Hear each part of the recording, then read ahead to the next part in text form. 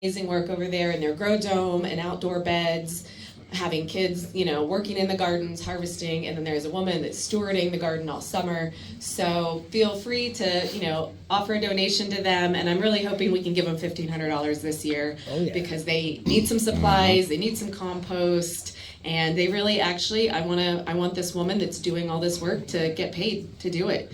And we really ought to be acknowledging that our farmers and farm workers need to get paid. Also, I want to just, because next lunch is soon, we have a few food vendors. Tacos Martinez is up here from Alamosa. You probably saw their big truck out there. Also, Joyful Journey made these lunchbox little packets out of all local stuff that they source from the Valley Roots Food Hub out of Mosca. So there's wraps, there's chips, there's a drink and a cookie, all locally sourced. So check them out. That stuff is ready to go. So if you are in a hurry for food, pick that up. And then we also have mixed mobile elixirs from Crestone here selling beverages and coffee. So there is food here, which is a big deal because otherwise there's no food out here. Let's see. Yeah, sponsors, Joyful Journey Hot Springs, making this happen every year for a long time. And the Local Foods Coalition out of Alamosa has been a big contributor this year to this. And I said this a little earlier, but since you all probably a new group out here, there are bathrooms. As soon as you walk out this door and look to the left, there's an adobe building. Those are where the bathrooms are out here. Otherwise, they're up in the event yard. So, now I want to introduce Diamond Morello from the Oppenheimer Ranch Project. He's got a major permaculture thing going on outside Pagosa Springs with, four-season gardening and growing, food forest, and he's going to talk about permaculture, Permaculturist and Zone5a. All right, go Diamond. Go Diamond. Now you clap. Go clap. Can you all hear me? Yes. So unfortunately, my lovely partner Leah is an insomniac and she didn't get any sleep last night. So the entire presentation that I had prepared is not going to be given because she's not here.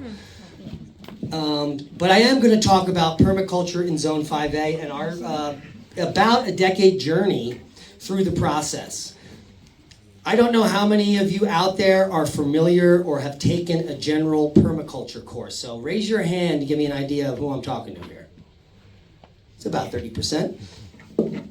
You can take all the permaculture courses you want, and I highly recommend if you don't know anything about growing, land stewardship, sustainability, topography, water catchment, any of those types of things, that you do get a permaculture book or take a class. Because I don't know how many of you are aware that there are some problems with our supply chain, our food system, and corporate agriculture that's getting more and more chemically driven. Those of us who thought that organic was once a safe way to buy food and consume food, that have done any research, know that the glyphosate residue is on all the products that are in most of our supermarkets. So the only way you can know that you're getting wholesome, nutrient-dense food is to grow it yourself and not use chemicals. So about 5 years ago, we started using Beyond Organic. A lot of people picked that up 5 or 6 years ago. And it's simply deciding not to spray for any reason on your property. And this is good land stewardship. Can everyone agree with that? Yeah. Now, we do spray one thing, and I even have a video on it on our channel, and it's a Dr. Bronner's-based insecticide.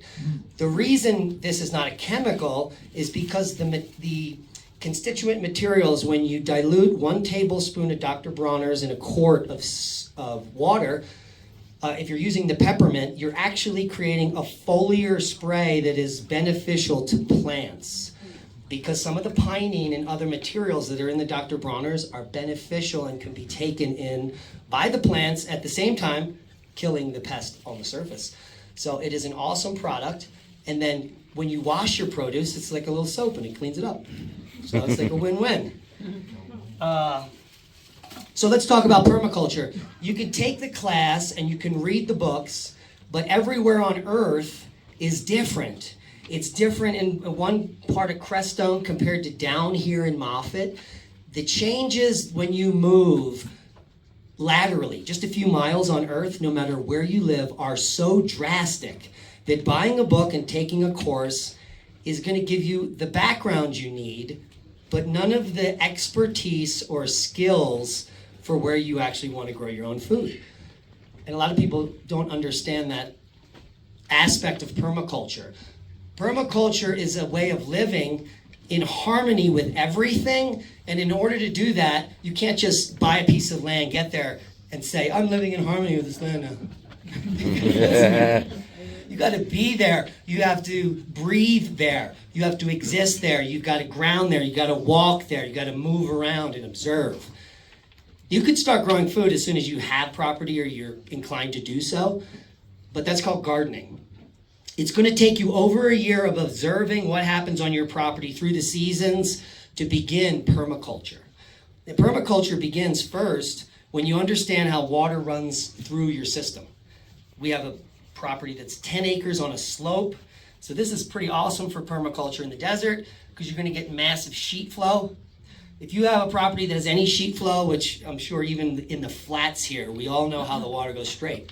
You begin your process while you have a garden, designing your property to catch all of the water. That's the first thing. And simply by creating swales on contour, and that might be, does anyone not know what that means? So a contour map, I'm a geologist, simply measures the same elevation on a particular grid. So you're walking, let's say specifically somewhere at 7,000 feet above sea level along a line. That's on contour. You build the swales on that contour with a curved shape, so as the water is flowing downhill, it ponds up in that swale. A swale is just a berm. It can be 3, 5, 7 feet high. Now what we did on our property, because we looked into all types of permaculture, is we decided to maximize everything in the desert here.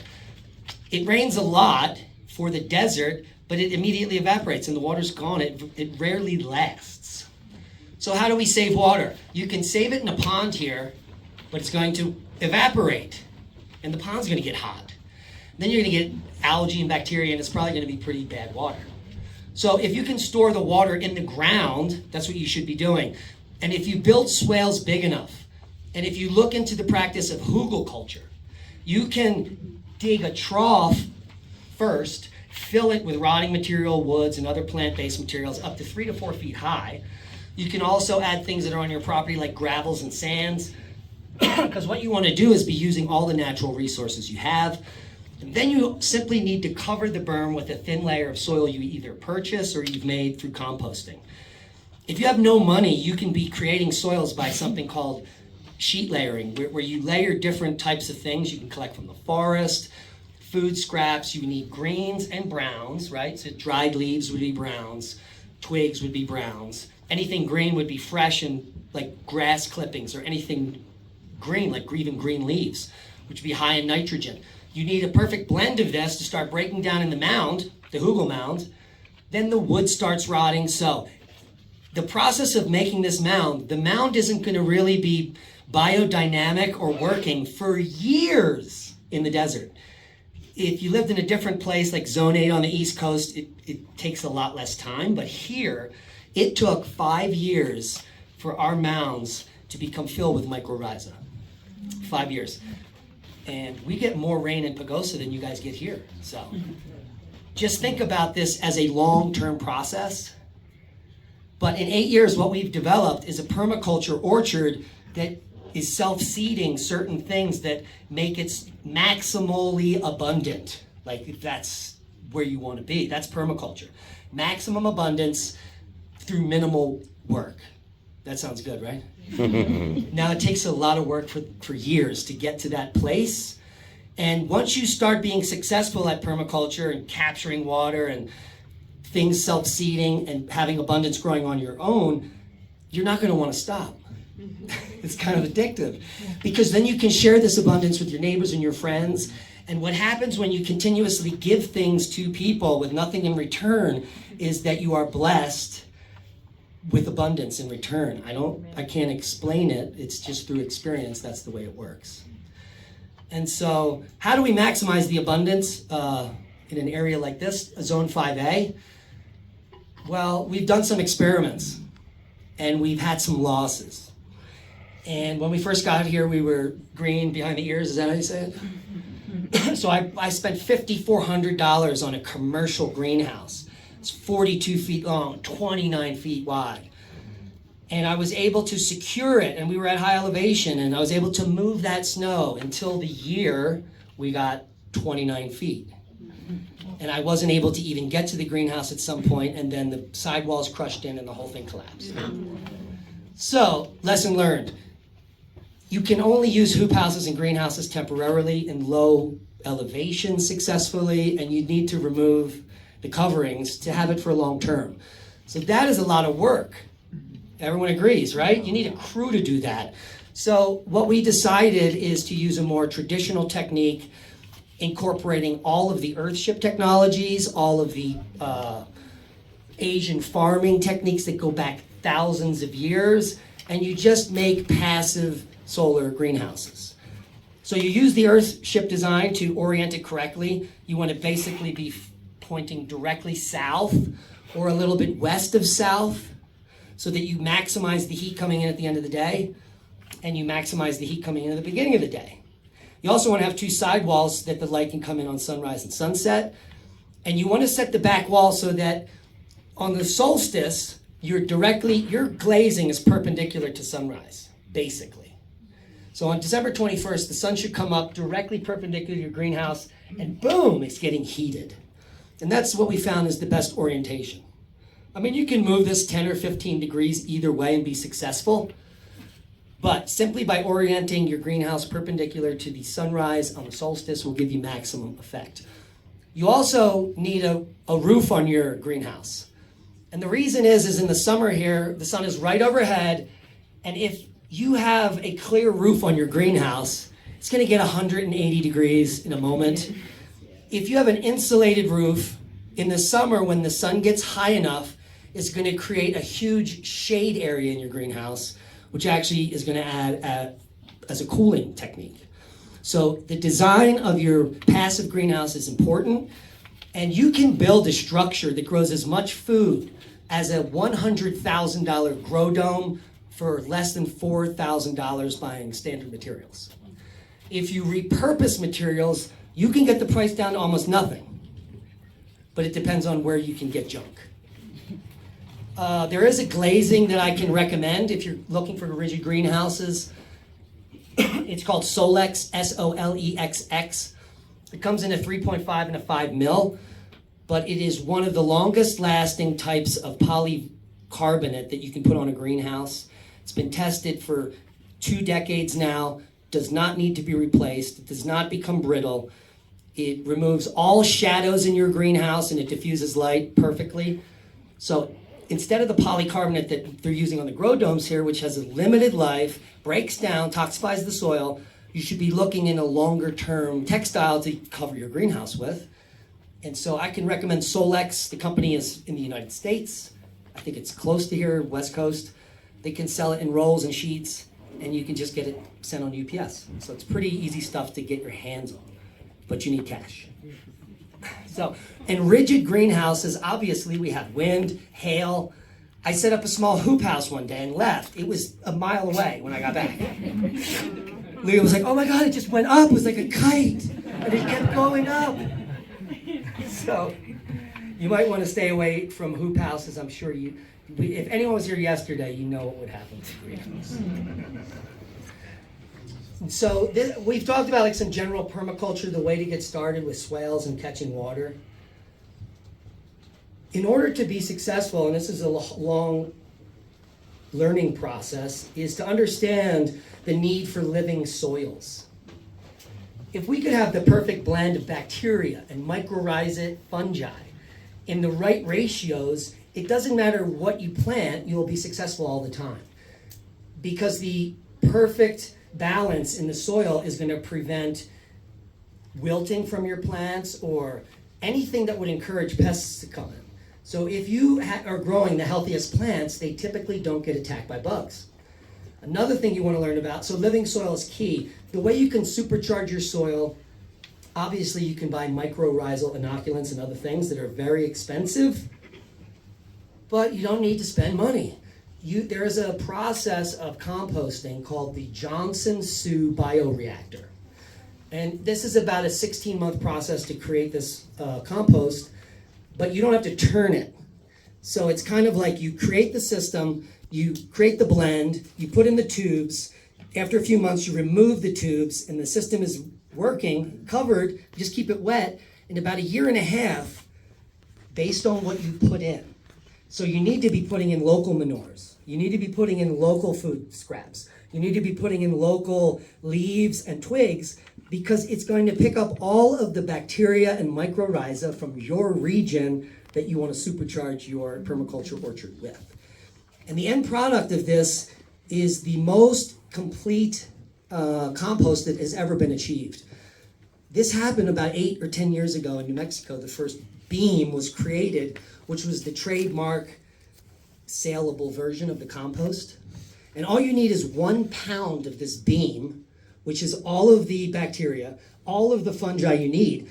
And it's not like any other compost you've ever used, because you want the bacteria and fungi. All you have to do is rinse it in water. And the bacteria and fungi come out in the water. Then you just spray anything you want to be awesome. So you're not like adding massive amounts of compost. Everyone knows how to do that, right? What's the process called? Johnson. What's what called? The process name again. The Johnson-Su bioreactor makes the compost that is completely biologically complete. Bacteria, the beneficial bacteria you need, the beneficial mycorrhiza you need in the right ratio. And it's ridiculous. They tested some of this, and it has almost 98% of all of the bacteria that are known, and almost that amount of mycorrhiza. So this type of super inoculant can really help you along the way. So were you saying you need about a pound of it, and then you The finished product. And then you dilute it and you spray it onto the plants, foliar spray? Onto the soil right before it rains, so you can drive it in. Diamond, repeat the question so we can catch it for the recording. They want to know how you use the compost that's created from the Johnson-Su reactor. And it's not like normal compost where you just throw it in the bed.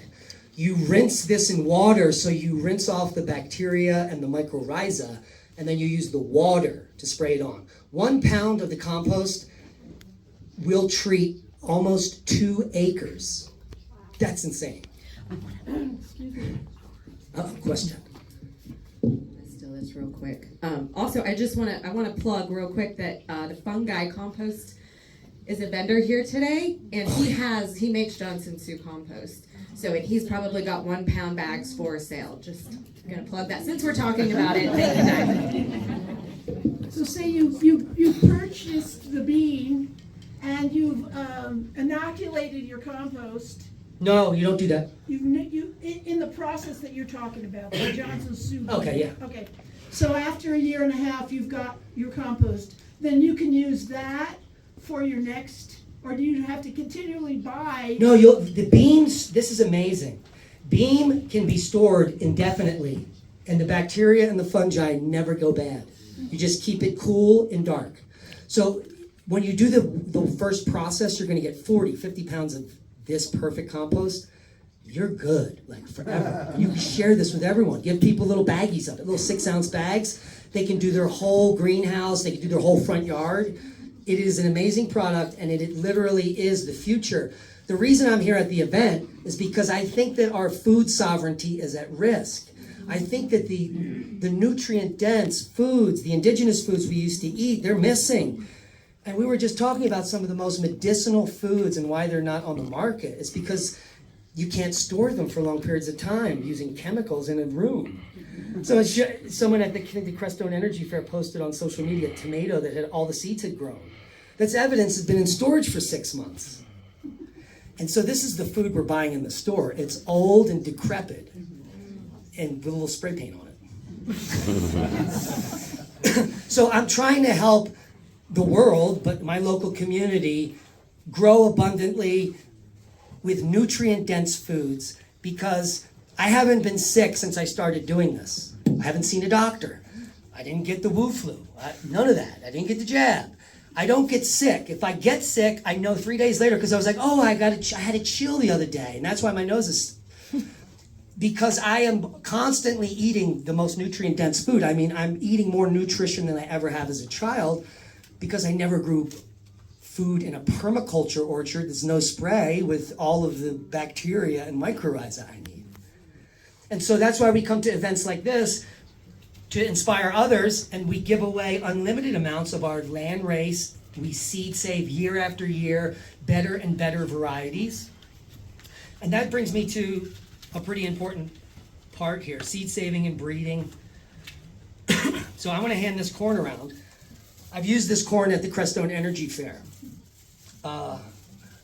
I think 6 years ago at the Crestone Energy Fair, someone from the Navajo Nation gave me seeds that said 2005. And I was like, oh, okay, thanks. So he gave me these like 12-year-old seeds. I had a 100% germination rate. That's pretty impressive. And then I started selecting, because we have such a short growth season, it's like 30 more days growth season in Moffat than Pagosa. And down in the Lower Blanco, we rarely get 90 days. We get 82 days. The last frost is the last day of June. The first frost is the last day of October. And you know corn, when it's frosted, is done, unless it has the third leaf out. So we've been able to seed save this not only for it to grow in the short period, but I started selecting Starburst. So this Painted Mountain corn. What was done in the late 80s is that all of the native corns known in the western US were collected. And then they were brought up into, I believe, Wyoming, where they ran a series of field tests where they blended all the genetics, and they were looking to create the perfect native corn. And then it took them years, but they created a native corn that grew in 86 days, that was frost tolerant, that had a sweet phase and a dent phase. And that's this corn here. And I started selecting it for beauty for starbursts. And so I collected all the starburst kernels I could find the first or second year. There's about 2 per ear. And then the next year I was getting 5 starbursts per year. Then I collected all them. And then the next I got 50% starburst. And by year 7, this is a 100% starburst painted mountain corn from Pagosa. This is our corn. So hand it around, it's pretty awesome. And don't steal it. Because I need to plant this year to get the most awesome starburst corn next year. So if you don't know how to grow your own varieties of crops, I just told you. Select for the best.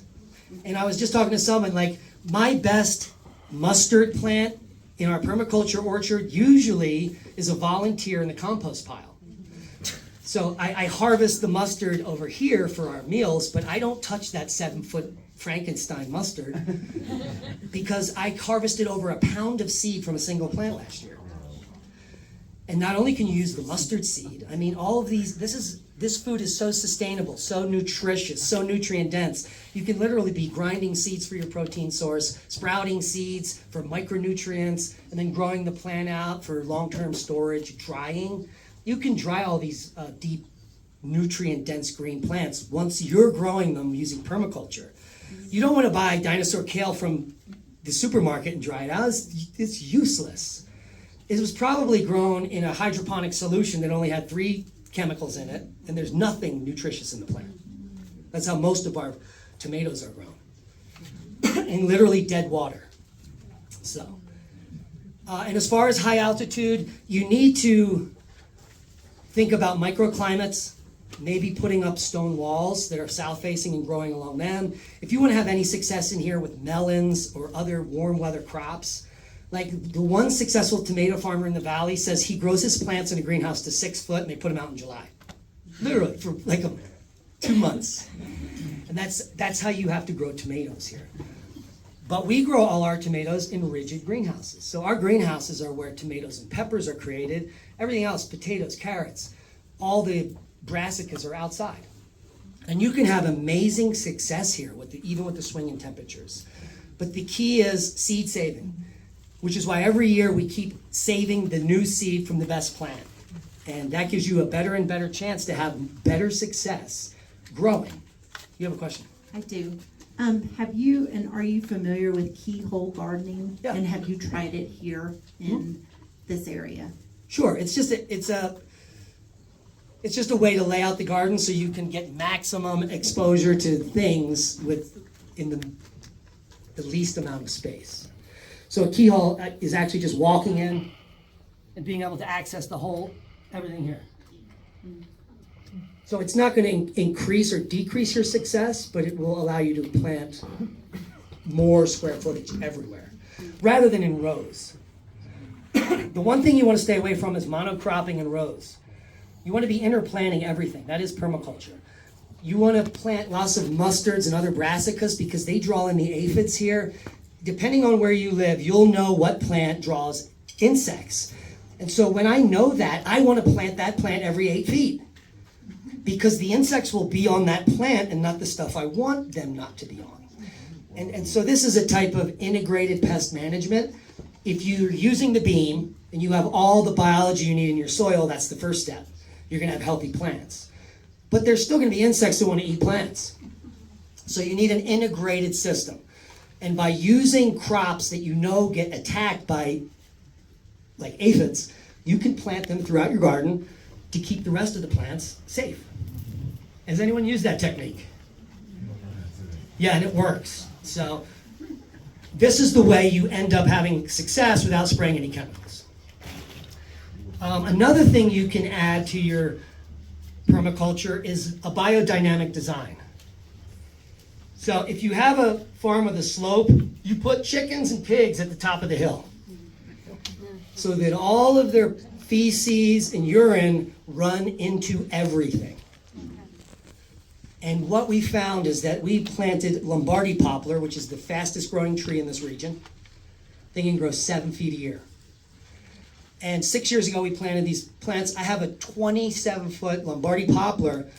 The same time I planted them all, some are 12 feet, some are 15 feet, but I have a 27-footer right next to the pig hut. So that just shows you what biodynamic farming means, using all the parts of your animals on your property in a beneficial way where when it rains, it all runs into your crops. Now, the way to do this successfully is you need pigs and chickens, unfortunately. So a lot of people don't like pigs. And the chickens need to get into the pig cage. And pigs love chickens, so they're friends. So what happens, pigs don't digest their food all that well. They can eat a lot of just stuff. They don't digest much of it. But when they poop, it stinks. And so if you have pigs, your farm is horrible. But if you have a chicken-pig biodynamic setup, the chickens, as soon as the cage is open, run into the pig cage and eat all of the poop. It's gone. Then they redigest. So this is a very cheap way to raise chickens because pigs are one of the cheapest animal per pound to raise organically. All you need to feed a pig is wheat. They require nothing else. So organic wheat is easy to buy organically, or even no spray. You can get it right in Moffat or somewhere. Don't they have the seed place? What is it called? Rio Grande Seed. And does everyone know Rio Grande Seed and Feed? Nobody? Where? Yeah, Seed and Grain. It's in Center, somewhere right near. They sell bulk unsprayed wheat. They have sprayed wheat, they have glyphosate wheat, they have wheat with sticks, but you can get unsprayed wheat, and it's cheap. It's 50, maybe $11 for a 50. And when you sprout this wheat and feed it to your pig, you get 250 pounds per 50 for $10. So for like under $100, you can finish pigs in 6 months and never need to feed your chickens because they're eating the poop. Crazy. And so by learning these techniques, you can totally maximize your output, have organic poop eggs, right? Delicious. And then you get pork, the most amazing pork. And you can choose the type of pork you raise. We like to raise guinea hogs because the majority of the harvested animal is lard. And then you can make thousands of other sustainable products with your animals. You never need to buy soap, you never need to buy candles, and on and on. Plus you get a survival lard that's shelf stable if you render it. So there's lots of ways to start thinking how you can become completely sustainable on your property in less than a decade. It takes work, it takes a lot of learning. I think for success, for biodynamic farming and permaculture with the least inputs, a lot of people don't like to raise animals. You don't have to kill your animals.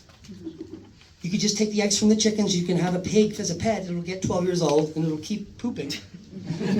Because you're looking for the pig poop, not the pig, unless you like the bacon. So it's all up to you how you use it. But it's highly beneficial to be in animal husbandry. In case something happens, there's no more ways to buy chickens. Maybe there's a virus in all the places that sell chickens. 2 years ago, it was almost impossible to get chickens. You had to wait months. So having the ability to start making chickens on your own, to share with the community in case of an emergency, is pretty important. Bees are important, especially if you want to make money and be successful. It's one of the least input things you can do on a farm to make tons of money. It takes a while to learn, and you have to be in there with your bees. But Lee and I, at Crestone Energy Fair, brought a small amount of honey we had, sold $450 worth of honey in 6 hours. Yeah, the first day. So it's an easy way to have an extra hedge. And if you didn't know, honey never goes bad, so it's not like you're gonna waste it. It is the only food on earth that stores indefinitely. And the honey we grow is Ross Round comb honey. The propolis and all the beauty is sealed in the comb, and we can sell the whole comb. So I implore everyone to become beekeepers. I also implore everyone to grow cannabis. This is a cash crop, and you're all legally allowed to grow it. And anyone who's not growing it is losing out on thousands of dollars worth of value because it's the simplest thing to grow. It's a weed. You can, okay, you're lazy, you spend $25 on a clone. You don't need that. A friend of yours will give you a seed. You just throw it in the dirt and don't do anything, keep it watered. And sometimes it'll be good and sometimes it'll be bad, but you'll meet someone that would rather have cannabis than $100 to do something. Like I had an electrician did $800 worth of work. I was like, hey, you smoke weed? He's like, yeah. He's like, you want money or do you want weed? He's like, let me see what you got. Then he became a lifelong friend. And one day he showed up at my door and gave me his grandfather's 1880 16-gauge shotgun as a thank you. Wow. He said, you can't sell this. So that's pretty awesome. Not only that, cannabis is medicinal.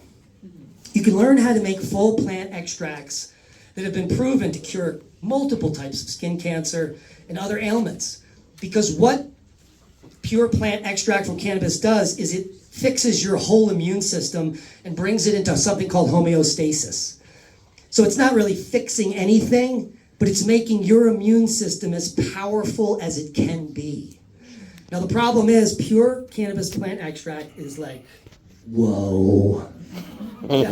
If you just need to eat a microgram of it. And if you don't smoke cannabis, it will knock you out.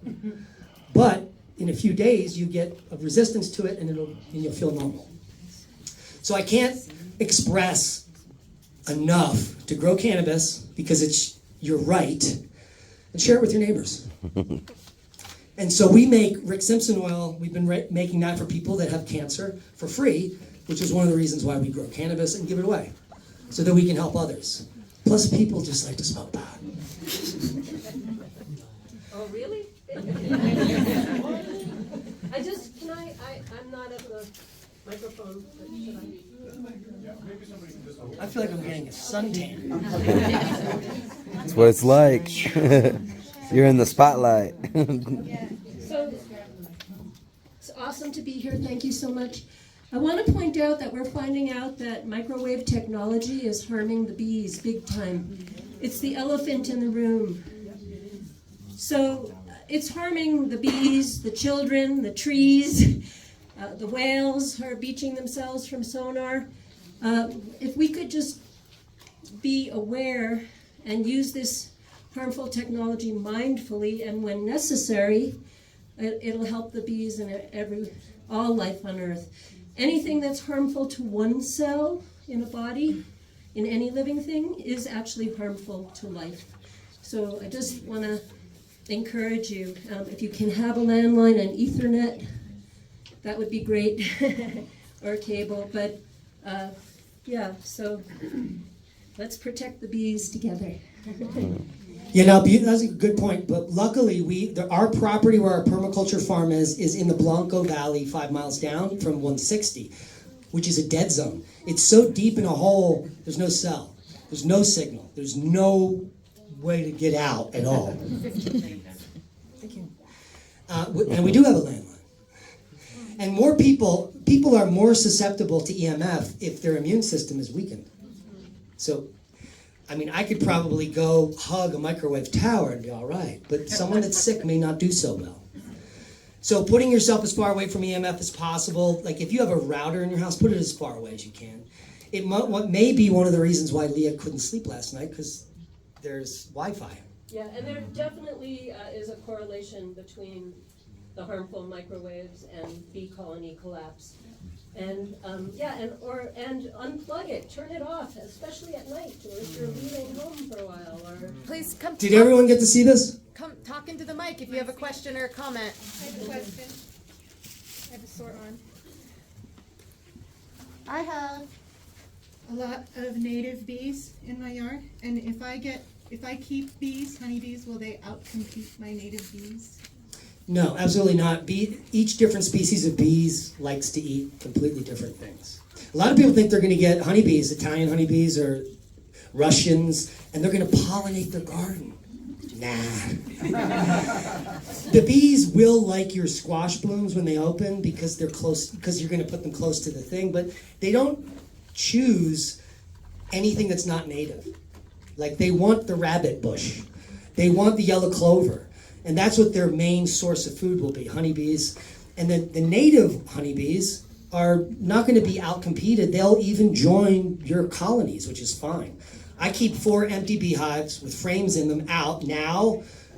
Swarm season is May 1st in Pagosa, and usually 2 of them are filled with bees because there's swarms moving by all the time in April and May. A little earlier probably here. How many people have seen a swarm on a bush here? So yeah, it's a lot of people. And if you ever see a swarm of bees clustering, they're completely docile. They're protecting the queen. You can easily just go in there and grab them and throw them in a box. They won't sting you. Nobody believes that. But it's true, I got videos. So the whole purpose of this talk is to maybe motivate you to become more food sovereign, because I think that things are going to hit the fan. It's going to get worse, not better through time. Not to be a Debbie Downer. But what I'm talking about is how you can grow more abundantly, live more vibrantly because of the nutrients you're taking in, and be more self-sufficient. This is peace of mind. It's like, this is a no-brainer. It's not something I should be selling you, but I think I'm coming up here to remind you that this is something that we all need to be doing and helping others do, which is why it's so empowering to spend thousands of hours working in my orchard collecting seeds to then give them away. People don't understand how much sweat equity goes into cleaning a dozen organic eggs. It's not worth $6 a dozen. But selling thousands of them a year and knowing we're keeping people away from factory farming, that is what it's all about. And the more of us that do it, you know, everyone thought in the 70s, permaculture is going to be the future, man. 2000, everyone's going to be living in utopia. It's like now everyone's staring into a square. 120 years ago, 90% of the people in North America grew everything they ate. 90%. We are really at a flexure point of mass casualty event if the trucks stop rolling down the road. And that's scary. Beautifully, Moffat and Crestone, there's a lot of knowledgeable people. The programs now, the children that this money, this event is teaching the future, that the more we can learn about how to grow abundantly, more simply, with less inputs, where it almost is a magical environment doing it itself. I mean, that's the whole purpose of why we do these events. To learn from each other, to share, to grow abundantly, and the fact that this is going towards a program that's growing, right? I mean, it just started a few years ago. Now they have grow domes, and it's only going to get better. With all of our help collectively, I think that in a bad event that the community like this can come together and rally. But each year we need to come back and share more knowledge on how to do it. And hopefully, if you have any questions, I'll be able to answer them in the next 10 minutes. But that's all I got. Thanks.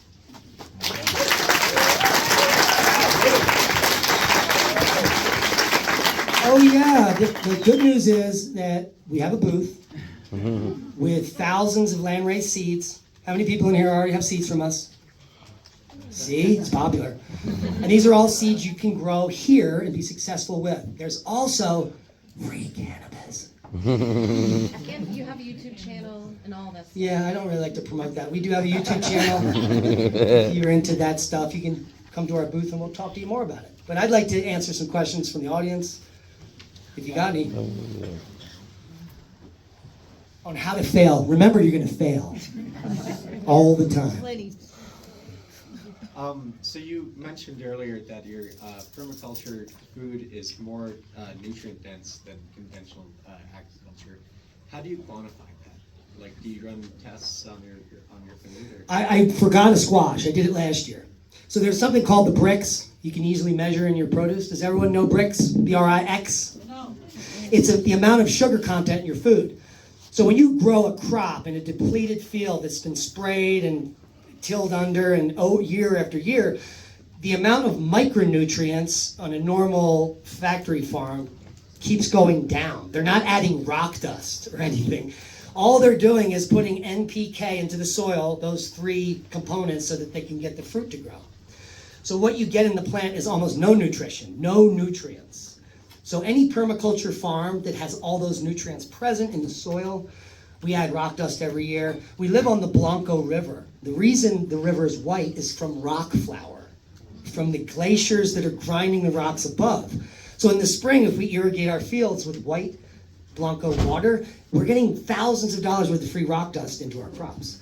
So thinking about your position, where you are, and the resources around are important. But we don't need to test our food, because I literally have squash that I harvested in October that are fresh in April that are in my barn. I go buy a squash and put it on the counter from the store and tell me how it looks in 5 months. It literally would be a pile of gel. So by trapping all the correct nutrients, who had the nutrient question? I don't remember. Oh yeah, there he is. Yeah, it's easy when you start keeping food for long periods of time. You know. You know, I still have garlic from last year that hasn't sprouted, our potatoes, and it is how you store them. But if you have a nutrient-dense, high-brix food, which means high sugar, the reason it gets high sugar is because everything available in the soil is there, and that's what we're looking for, right? Yeah, so high-brix. Plus, you can get a brix meter for $20 on Amazon, where you just stab it into your food and it gives you a number. Beep. Then you can take it to the supermarket, look at the same thing, and be like, "Oh my God, it's a 2. Mine's a 28." And so you know you're doing something right.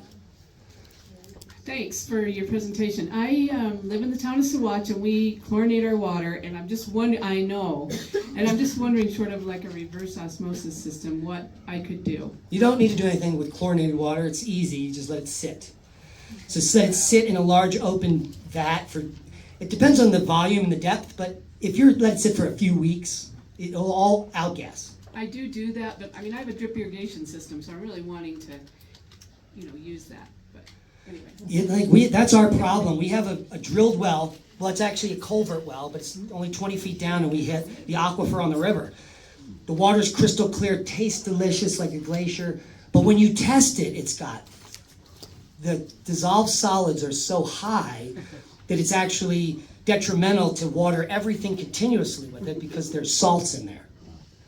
And so we need to find a way to filter that out. Now, I looked into some filters. It would cost thousands of dollars a year to filter that out. So instead, because we own access to a river, we're going to spend thousands of dollars to pump the river water to the orchard. And that eliminates the problem. The river has 1/5 of the total dissolved solids as the groundwater. So if you didn't know that, look into that. It's cheaper than filtering. If you have high TDS or caliche water, it's going to be very expensive to water animals and an orchard. But isn't the aquifer here amazing? Low TDS, anybody know? All right, someone get on that for next year. Any questions? Yes? Just one for you. I have a lot of cows and deer that are beautiful animals running through my property. How do I utilize that manure? Well, the best manure is elk manure, or the deer manure pellets that can go right into all your raised beds. So right now, when the snow melts, you can go out with 5-gallon buckets and take hikes and fill those babies. It's amazing. It's like alpaca. It's that good. Cow manure is also is considered the perfect soil once it has zero moisture. So once the cow manure dries, you can literally break it up, put a seed in it. It's not going to be hot. And then trampling on the poop is going to be pushing it into your crappy soil. And that's exactly how you change a destroyed farm back to its original nature. You run cows and let them poop and trample it. But only for short periods of time. So should I just let the cows that are breaking onto my property, just let them run and ramble until... That's free money. Okay. I just don't want it sitting on the surface and causing... You want it to dry. And stuff like It's that. better to dry a turd on the surface than to push a wet turd in. Into the soil. Yeah, it'll take longer and it'll preserve some of the bad bacteria. Okay. Yeah. Perfect. Thank you. Yeah, dry your poop before you use it. Nick's coming up. I really wish Leah was here, so let's pray for her next time. I just want to say thank you for being here, and thank you for being a part of the Creston Energy Fair, which is September 16th and 17th in Presto. Please join us at that time. I just want to shameless plug. Thanks. First shameless plug. When is it? September 16th and 17th. September 16th and 17th, the most awesome fair ever And it's conceived. the date is in the program. The date is in the program. In this. Whatever that is. Any other questions? Well, guys, keep being awesome. Is this how many people are usually at a talk? Not this many. This is awesome. Let's keep this up. Woo! And come see us over at our booth for free seeds and conversation. And by the way, And grow abundantly. you can still use your phone camera on airplane mode. It's a good thing, and your flashlight, and see the time, and then you won't get